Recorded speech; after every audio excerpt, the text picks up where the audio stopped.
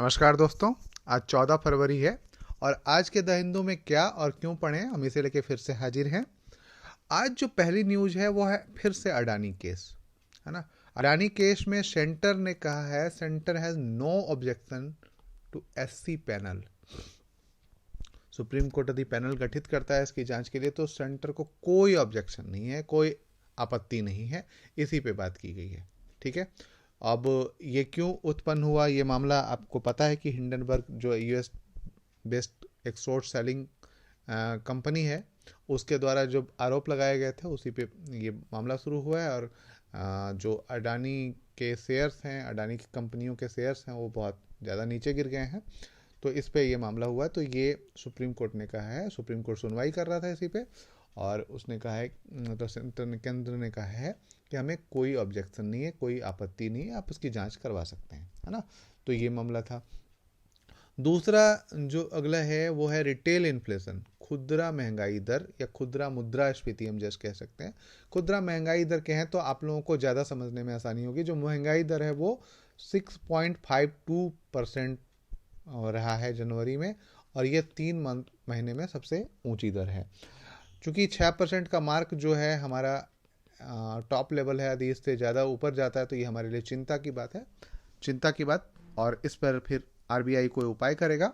तो इसके कारण से ये थोड़ी चिंता की बात है। महंगाई दर में वृद्धि होगी तो आम लोगों को दिक्कतें शुरू हो जाती हैं, और फिर इन्हें कम करने में काफ़ी सारे मामले, कई तरीके की मौद्रिक नीतियाँ अपनानी पड़ती है, आरबीआई को कई उपाय अपनाने पड़ते हैं, है ना।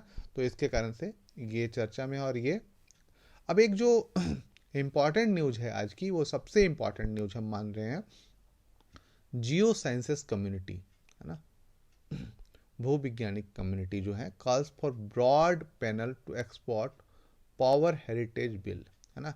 A draft bill aim to protecting India geological heritage that includes fossils, है ना, sedimentary rocks, natural structure, has raised alarm in India geo science and paleontology community. The draft Geoheritage Site and Georelics Preservation and Maintenance Bill 2022, while deemed necessary by several researchers, West Power entirely in Geological Survey of India, है ना। Geological survey of India 170 साल पुराना एक संगठन है, और किसके अंतर्गत आता है? मिनिस्ट्री ऑफ माइंस, है ना, खनन मंत्रालय के अंतर्गत आता है। अब यहाँ पे कई इंपॉर्टेंट चीज़ें हैं। एक तो है जीएसआई, इसके बारे में आप जानेंगे। दूसरा है ये विधेयक, है ना, इसके बारे में आप जानेंगे। और यह मिनिस्ट्री ऑफ माइंस के अंतर्गत आता है, इसके बारे में जानेंगे, ठीक है। जैसे यहाँ पे अभी आप देखें तो geological survey of India has declared 32 Jio heritage site national geological monuments protection and maintenance. अब कौन कौन से यहाँ पे हैं इसकी एक लिस्ट मिल जाएगी आपको, और उनमें से जो बहुत महत्वपूर्ण है या जो चर्चा में रहे हैं उनके बारे में थोड़ा जान लीजिए। वो हो सकता है कि प्रारंभिक परीक्षा में पूछ लिया जाए, ठीक है। इसके बाद जो है अगली न्यूज, यूके जो है, UK for tie up high and defence technology, है ना। जो यूनाइटेड किंगडम है उसके जो है काफ़ी हाई एंड टेक्नोलॉजी के लिए हमने टाई अप किया है। The jet engine cooperation proposal put forward by Rolls Royce was best out here and most cost effective the would set India apart, है ना। तो इस प्रकार से कई उन लोगों में समझौते किए गए हैं। और यहाँ पे क्या है कि difficult backyard of China, China में जो डिफ़िकल्ट आ रहे हैं या चाइना में जो परेशानी आ रही हैं, तो ये काफ़ी बेहतर मामला है कि भारत जो है इन चीज़ों का फ़ायदा उठाए। तो इसी पे उन्होंने समझौते किए हैं, ठीक है। इसके बाद जो अगली न्यूज़ है या अगला आर्टिकल है, ऑनर ऑफ ऑफिस, है ना, those required to shun partition political must not be the governor. अभी आपने देखा होगा कि इंडियन आर्मी से, सुप्रीम कोर्ट के जज से गवर्नर बनाए गए हैं, नए जो राज्यपाल बनाए गए उन्हीं पे चर्चा की गई है कि आखिर क्यों ऐसे गवर्नर बनाए जाते हैं या किस तरीके की अपॉइंटमेंट मतलब क्या तरीका अपनाया जाता है, इसी के बारे में पूरी बात की गई है। तो आप इसे पढ़ सकते हैं। मैंने कल भी कहा था कि आप गवर्नर के बारे में थोड़ा सा संविधान में जाएं और संविधान के आर्टिकल्स पढ़ लें तो वो ज़्यादा बेहतर होगा। पीडीटी आचार्य ने लिखा है house rules and the weapon of expunction, है ना। The expansion of portion of the speeches made by some opposition politician in parliament recently and sparked in the speech by Rahul Gandhi। यहाँ पे है लोकसभा सदस्यों के विशेषाधिकारों का हनन, है ना। आप किसी भी लोकसभा सदस्य का या किसी भी नेता के विशेषाधिकारों का हनन वहाँ पे नाम लेके नहीं कर सकते। और इसी पे राहुल गांधी ने जो कल भाषण या परसों भाषण दिया था उसके लिए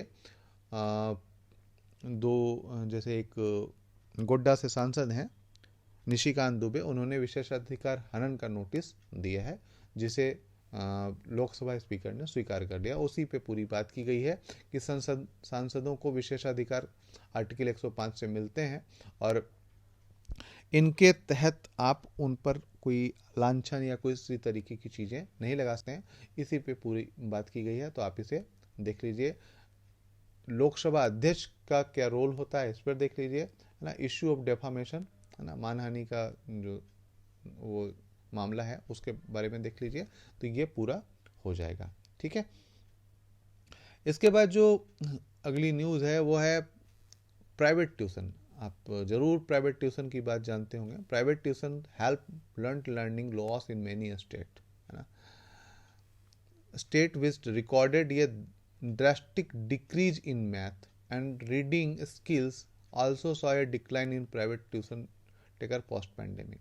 आपने देखा होगा कि कई जो इंस्टीट्यूट हैं वो अलग तरीके से पढ़ा लेते हैं या अलग तरीके से, ये समझिए यहाँ पे data point published on January 23 and February 1 showed that the math skills and reading skills of rural school students in the southern and western state were impacted the most due COVID-19. Further, reading the annual status of education report 2022 saw that many southern and western states their children taking paid private tuition classes reduced after कोविड-19 outbreak while increase all other reasons, है ना। तो private tuition की कमी मतलब या एक तरीके से नहीं ले पा रहे हैं या उनके जो स्किल हैं वो रीडिंग स्किल या मैथ स्किल जो है वो काफ़ी गिर गए हैं, इसी के बारे में बात की गई है। साथ ही साथ प्राइवेट जो ट्यूशन्स हैं उनकी क्या महत्ता है इसके बारे में बात की गई है। यहाँ पे कुछ चार्ट दिए गए हैं, है ना। Who took paid private tuition classes in 2022, है ना। गुजरात में काफ़ी कम है, तमिलनाडु केरला में काफ़ी कम है, लेकिन बिहार, वेस्ट बंगाल, त्रिपुरा, मणिपुर, झारखंड ये काफ़ी आगे है ना। तो इस प्रकार की बातें की गई हैं, तो इस पे आप देखें। साथ ही साथ आप एक और विचार कीजिए कि जो आप तैयारी कर रहे हैं, यूपीएससी की तैयारी कर रहे हैं, उसमें संस्थाओं का, कोचिंग संस्थाओं का कितना महत्व है। क्या ये संस्थाएं गाइड के रूप में काम करती हैं? क्या ये संस्थाएं टीचर के रूप में काम करती है? क्या इनके पढ़ाए हुए से आता है, या ये सिर्फ और सिर्फ एक गाइडलाइन देती हैं, बाकी कुछ नहीं करती हैं? पढ़ना आपको होता है, नोट्स बाहर भी मिल जाते हैं, एनसीईआरटी बाहर भी मिलती है, और मुख्यतः यूपीएससी कहता है बार बार कि आप एनसीईआरटी पढ़ो, और यहाँ पे लोगों को एनसीईआरटी पढ़ने ही नहीं दिया जाता या उनको अपने अकॉर्डिंग पढ़ाया जाता है। एनसीईआरटी कोई अपने अकॉर्डिंग पढ़ाने जाने की चीज़ नहीं है। उसे पढ़ने के लिए आपको खुद के दिमाग का प्रयोग करना पड़ेगा। साथ ही साथ हो सकता है तो एक मेंटोर रख लें, एक गाइड रख लें जो आपको समय समय पर कुछ चीज़ें बताता रहे या आप उससे पूछ सकें।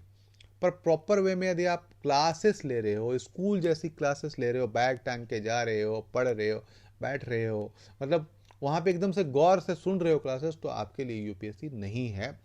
ध्यान रखिए, मैं कड़वा थोड़ा बोलता हूँ, लेकिन ध्यान रखिए कि आपको चीज़ें खुद से सीखनी पड़ेगी, खुद से उसको एनालाइज करना पड़ेगा, खुद से कॉन्सेप्ट समझना पड़ेगा। आप किसी के कॉन्सेप्ट को कॉपी नहीं कर सकते। आपको किसी ने कॉन्सेप्ट बताया उसकी कॉपी नहीं कर सकते। हाँ, कुछ चीज़ें हैं कि उसको, उसके अलावा कोई चारा नहीं है कि अब जब कोई बहुत शानदार तरीके से आपको कुछ बता रहा है, बहुत शानदार तरीके से समझ में आ रहा है, लेकिन फिर भी आपको उसे शब्द देने पड़ेंगे। और शब्द कैसे दे सकते हैं? जब तक आप राइटिंग स्किल डेवलप नहीं करेंगे। मैं बार बार कहता हूं कि आप जो सुनते हैं उसे लिखना शुरू कीजिए। लिखेंगे तो राइटिंग स्किल डेवलप होगा, और यही सबसे मायने रखता है यूपीएससी की तैयारी में। ठीक है दोस्तों, तो खैर आगे चलते हैं, समझ में आ गया होगा।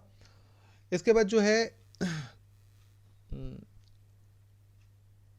एक न्यूज है, Dalit student death at IIT B highlights institutional failure to create safe spaces, है ना। Indian Institute of Technology Bombay में, है ना, एक Dalit student died by suicide. Student body has said he is driven to end his life in part due to institutional failure to address the bias faced student from marginalized background on campus, है ना। तो इस प्रकार से जो चीज़ें हो रही हैं, और लैक ऑफ मेंटोर, मैं बार बार कहता हूँ कि मेंटोर की कमी बहुत ज़्यादा है। मेंटोर एक्चुअल में, मेंटोर वो है जो आप गुरुकुल में देखते थे। मेंटोर वो है जो आपके साथ रहता है, आपको चीज़ें समझाता है, आप कहाँ गलती कर सकते हो वो बताता है। पढ़ाने वाले बहुत मिलेंगे, मेंटोर बहुत कम है। मेंटोर, रियल मेंटोर, मेंटोर का मतलब ये नहीं कि किसी को हम नाम दे दिए कि मेंटोर है तो वो मेंटोर बन नहीं जाता। मेंटोर का मतलब रियल मेंटोर, जो सही में आपकी चीज़ों को समझे, सही में आपको गाइडलाइन दे, सही में आपको बताए कि क्या पढ़ना है और क्या नहीं पढ़ना है। साथ ही साथ का आपका इवोल्यूशन करे ताकि आपको ये समझ में आए कि हाँ, हम सही रास्ते पे जा रहे हैं। तो इस प्रकार की चीज़ें कई कमी है। और यहाँ पे जो दलित स्टूडेंट या इस तरीके कोई भी छात्र हो, चाहे दलित हो या कोई भी किसी भी प्रकार का छात्र हो, उन्हें इस प्रकार की चीज़ों, संस्थाओं में इस तरीके की चीज़ों का सामना करना पड़ता है। तो इसके लिए हमें, हमारी व्यवस्था जिम्मेदार है, हमारी जो पूरा ढांचा है एजुकेशन का वो जिम्मेदार है। इसके सुधार के लिए क्या किए जा सकते हैं, इस पर आप थोड़ा विचार करेंगे। ठीक है। इसके बाद जो एक और न्यूज है, एक है कि सऊदी अरेबिया, है ना, सऊदी अरेबिया, जहाँ हम हिजाब की बात कर रहे हैं, जहाँ पे इस तरीके की बात कर रहे हैं, वो send it first women to space. ये बहुत बड़ी न्यूज़ है मुस्लिम जगत के लिए भी, कि जहाँ पे हम आज भी रूढ़िवादी विचारों से ज़्यादा प्रभावित होते हैं, वहाँ पे रायाना बर्नावी को भेजा जा रहा है। और ये एक महिला सशक्तिकरण के, वैश्विक महिला सशक्तिकरण की दिशा में बहुत ही बड़ा कदम है। ठीक है दोस्तों, यदि आपने अभी तक सब्सक्राइब नहीं किया तो प्लीज़ सब्सक्राइब कर लें, कमेंट करें, लाइक ज़रूर करें, और बताएं कि और क्या सुनना चाहते हैं या क्या पढ़ना चाहते हैं। उस हिसाब से हम चीज़ें करेंगे भी। और ध्यान रखें, जो मैंने बताया है उसे करते रहें, सफलता ज़रूर आपके कदम चूमेगी। धन्यवाद।